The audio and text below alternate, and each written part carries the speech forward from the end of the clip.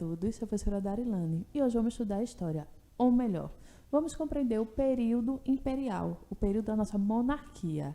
Então vamos lá? Nosso período imperial, império é uma palavra que indica um estado que é governado por um imperador ou imperatriz. A gente ouvimos muito isso quando citamos, né? Imperador Dom Pedro I, Imperador Dom Pedro II. O período imperial foi uma fase da história brasileira iniciada em 1822, após a independência do Brasil, quando o Brasil tornou-se independente, e finalizada em 1889, quando houve a proclamação da República. Então, entre o ano de 1822 a 1889, nós fomos uma monarquia. Nós possuímos imperador e imperatriz. Nesse período, o Brasil organizou-se politicamente como uma monarquia, sendo governado por um imperador, cujo poder era transmitido de maneira hereditária. O que significa hereditária? É transmitido de pai para filho ou de mãe para filho e assim por diante. Sempre é transmitido de uma geração para a outra. Nosso período imperial ele foi caracterizado por 3 fases. Primeiro reinado, período regencial e segundo reinado. Vamos compreender cada uma agora? O primeiro reinado. O primeiro reinado foi o período em que o país foi governado por Dom Pedro I, filho de Dom João VI, e regente do Brasil até sua independência. Então, quando Dom João VI precisou retornar para Portugal, Dom Pedro I ficou no Brasil, né? Vamos dizer, para cuidar. O primeiro reinado ficou marcado pelos atritos entre Dom Pedro I e grupos políticos do Brasil, pelo autorismo e pela incompetência na administração do país. Mesmo após a permanência de Dom Pedro I e as instaurações de uma monarquia independente, o início do período imperial foi bastante conturbado, acumulando diversas crises. O imperador, apesar de ter proclamado a independência do Brasil, ainda buscava assegurar os interesses de Portugal, ao mesmo tempo que precisava conter a fragmentação de seu território. Então, a gente vai conseguir compreender que a monarquia, os períodos, eles sobem e descem, tendo seus períodos auge e seu período de declínio. Então, o primeiro reinado, ele começou após a independência do Brasil. O primeiro reinado foi regido por Dom Pedro I. Porém, conseguimos compreender que teve vários atritos durante esse reinado, porque Dom Pedro ele queria assegurar alguns direitos de Portugal ao Brasil, e as pessoas não queriam mais esses direitos. Nesse contexto, no Nordeste do país, mais especificamente na província de Pernambuco, olhem aí, iniciou-se um movimento revoltoso, exigindo mais autonomia em relação ao Império, que o Império olhasse mais o Brasil, cuidasse mais. A revolta acabou espalhando-se por outras províncias da região, como Paraíba, Ceará e Rio Grande do Norte, formando a Confederação do Equador. O movimento foi severamente reprimido pelo governo e a província de Pernambuco acabou, inclusive, perdendo parte do seu território para a província da Bahia. Conseguimos constatar que a Bahia não participou dessa revolta e, como se iniciou em Pernambuco, nós fomos punidos, perdendo parte do nosso território para a Bahia.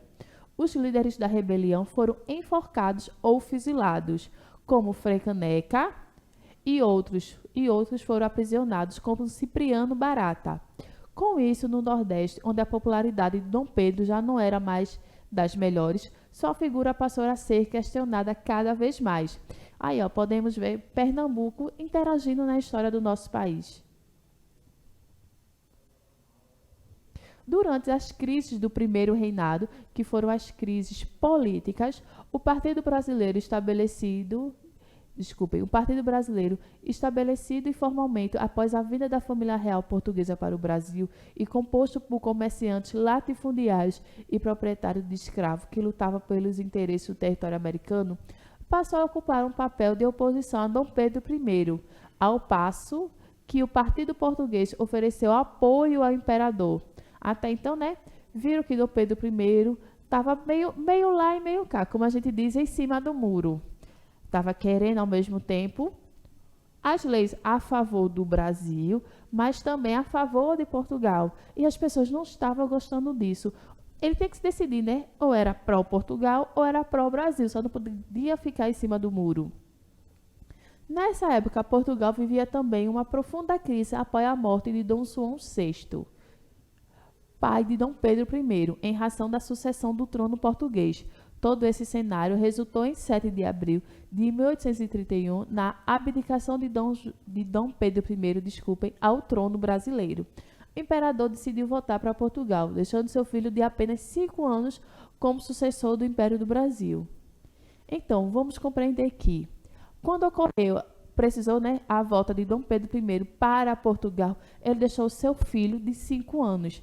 Imagina uma criança de 5 anos tendo que comandar o Brasil. Calma, uma criança de 5 anos não comandou o Brasil. Ele teve um tutor. O que é o tutor? Era uma pessoa que cuidava dele e ia ensinar a como ele devia reger o Brasil. Vamos entender melhor tudo isso? Daí foi o período regencial, que é o período que a gente tinha um imperador, porém não era ele que ainda regia o país. Fase que ficou marcada pelas disputas entre os parlamentares brasileiros e por rebeliões provinciais. Ao longo desse período, aconteceram rebeliões como a Cabanagem, Balaiada, Sabinada, Revolta dos Malês e a Grande Revolução Farroupilha. O período das regências teve fim com o golpe da maioridade. Para vocês entenderem esse golpe da maioridade, até então, Dom Pedro só ia poder assumir o trono como oficial, né? O trono do Brasil, imperador, a partir de 21 anos. Ele, até esse momento, tinha um cuidador. Tinha uma pessoa que cuidava dele e regia os acontecimentos do Brasil. Daí houve o golpe da maioridade, que aos 14 anos ele foi dado, não foi dado, né? Ele foi coroado. Aos 14 anos, ele foi oficialmente coroado como imperador. Vamos entender melhor. O período das regências teve fim com o golpe da maioridade, no qual os políticos brasileiros anteciparam a maioridade de Pedro de Alcântara para que ele pudesse ser coroado imperador do Brasil com 14 anos de idade. Esse golpe parlamentar aconteceu em 1840, dando início ao segundo reinado. Então, Pedro de Alcântara passou o quê? Ao imperador Dom Pedro II. Olhem aí, passou de pai para filho.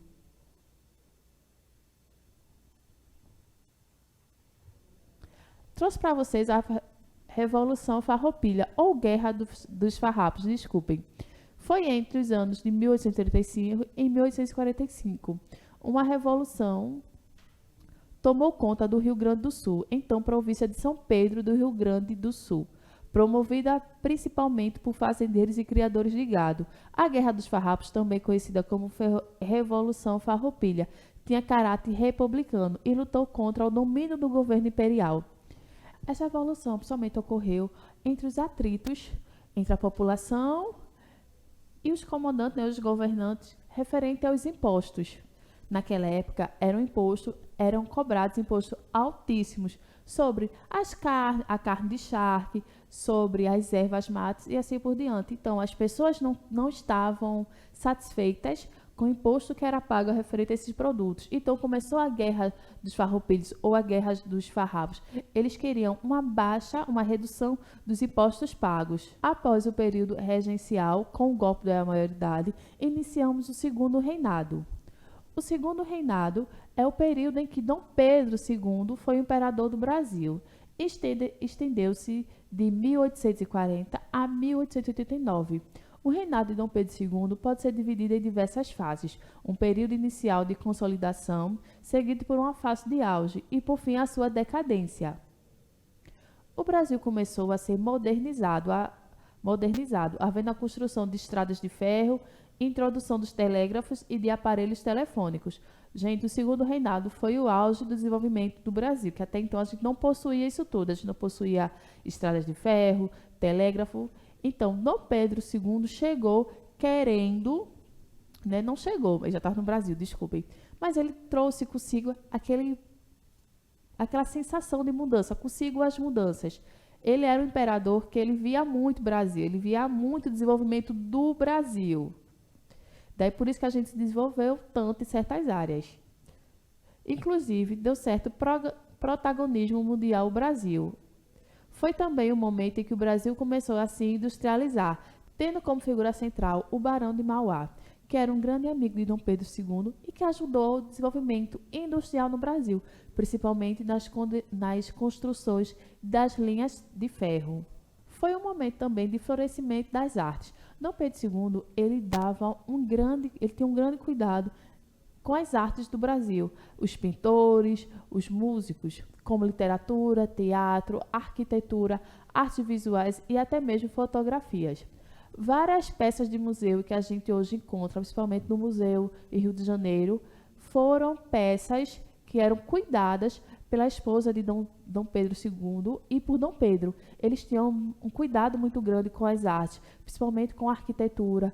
Eles tinham cuidado de manutenção grande sobre peças históricas que contavam, né, a história de grandes civilizações. Ele era um amante das artes, vamos bem dizer. Começou-se a pensar na imagem que o país queria criar de si mesmo. É isso que eu digo. Quando a gente estuda história, a gente consegue compreender os fatos que ocorreram anteriormente e conseguimos refletir os fatos futuros. Então, Dom Pedro tinha isso. Ele tinha esse conhecimento que devemos desenvolver nossa educação, a literatura, o teatro, para a gente poder desenvolver quem somos, criar uma imagem do Brasil. Nomes ilustres como Joaquim Nabuco, Alberto Salles, Silvio Romero, Lopes Trovão, André Rebouças, entre outros, compuseram um grupo que ficou historicamente conhecido como Geração de 1870, e Dom Pedro estava ali ajudando nesse desenvolvimento. Contudo, não tardaram também de surgir momentos de crises e instabilidade profunda, nem tudo é um mar de rosas, né?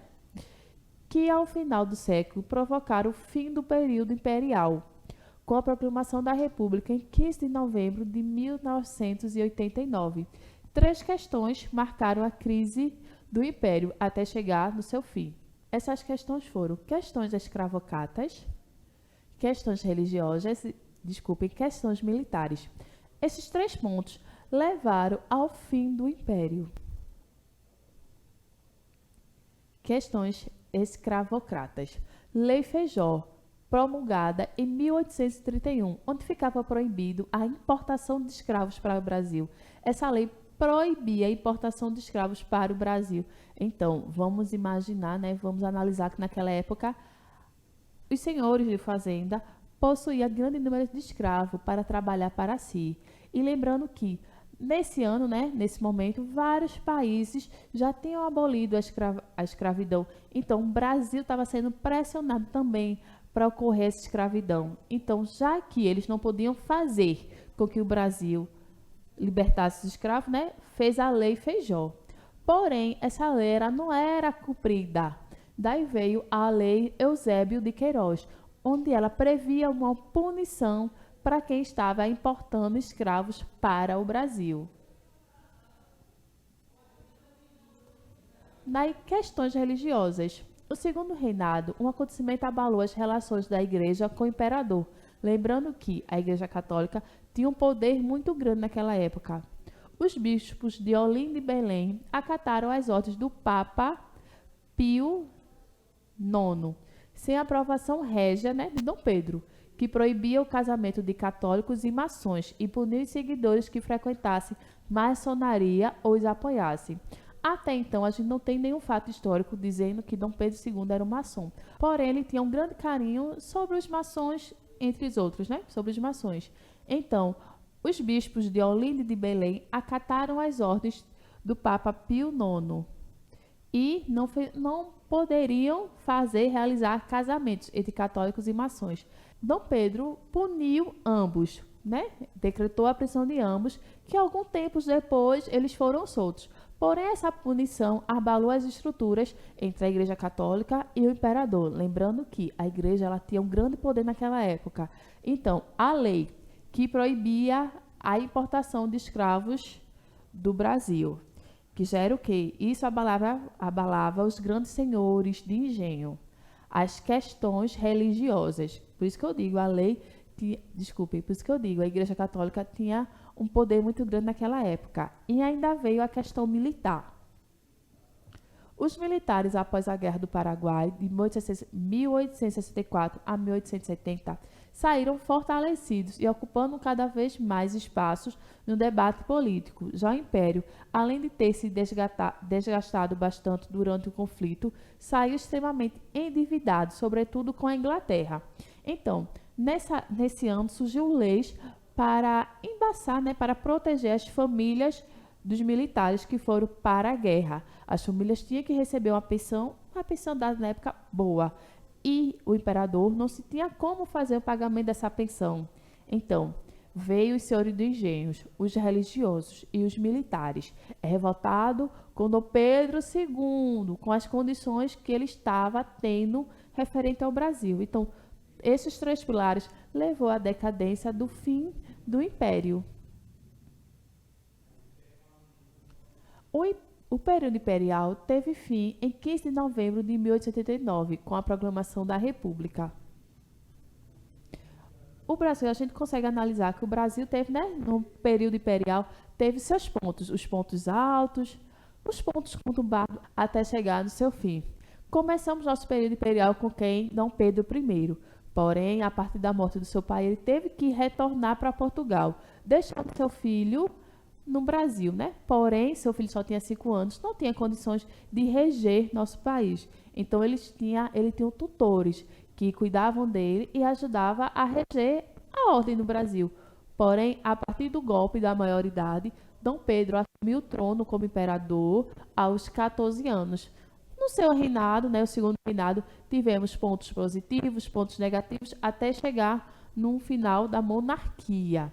Lembramos que os três pilares que levaram a esse final foram questões escravocratas, religiosas e militares, que auxiliaram no fim do período imperial do Brasil, tá certo? Então, a gente hoje conseguimos compreender um pouco da evolução da nossa história, evolução de quem somos, evolução também de quê? Das artes, que Dom Pedro I era um grande amante das artes. Ele tinha consigo isso, de querer preservar a arte do Brasil, para poder constituir a identidade de quem são os brasileiros.